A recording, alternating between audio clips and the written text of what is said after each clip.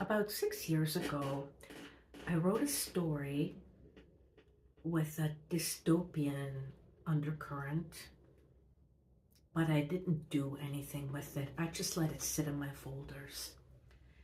And when I came across this story recently, 6 years later, I decided it was good enough to submit somewhere for publication. And so that's what I did.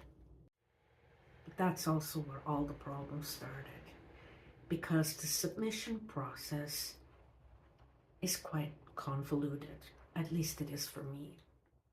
I have a little bit of experience with submissions, not so much for publication for compensation, but in contests. I used to send some of my stories to a variety of contests just prior to the pandemic, so prior to 2019. And although that experience was not a bad experience, I didn't land anywhere.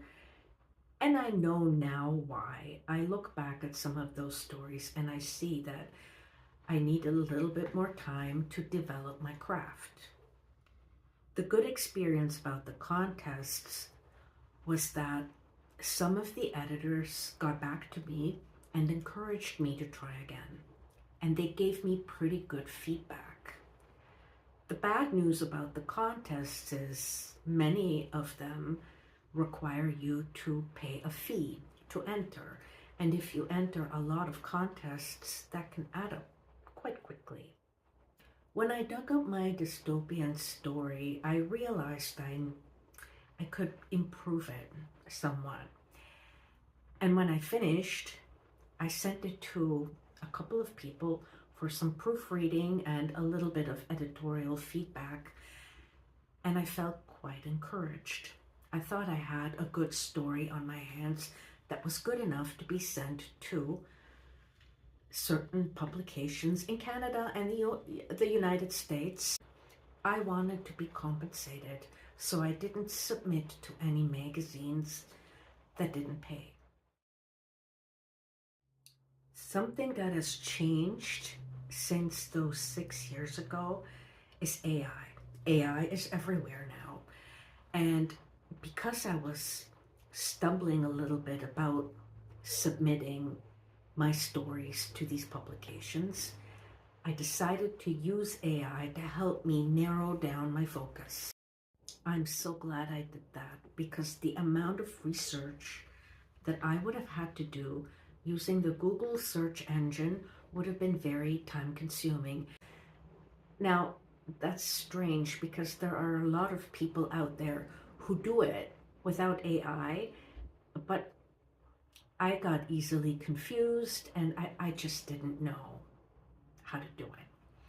So I asked AI to give me the steps on where to go, what to do, and to clarify some of the terminology. And this finally pushed me over the edge and got the process started.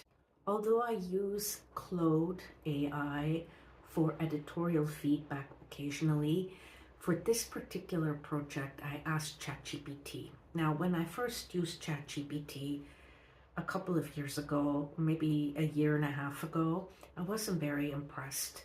But this time, it was very helpful in narrowing down which magazines would suit the type of story I had written that I wanted to get published.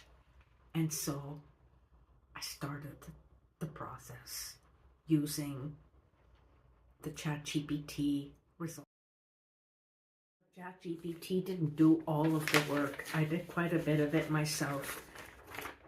And I took a lot of notes because each magazine that he suggested would suit my story required its own research. I wanted to make sure that my document was properly formatted. Some of the magazines want you to submit via an app called Submittable. Others wanted you to use their website and upload it there. Some of them wanted PDFs. Some of them did not want PDF. A lot of them wanted a certain type of font, double space, all this kind of stuff. And each one was slightly nuanced and slightly different from the other one. Some of the magazines wanted cover letters and others did not. Some of them wanted you to tell them if you've used AI, and some of them didn't care.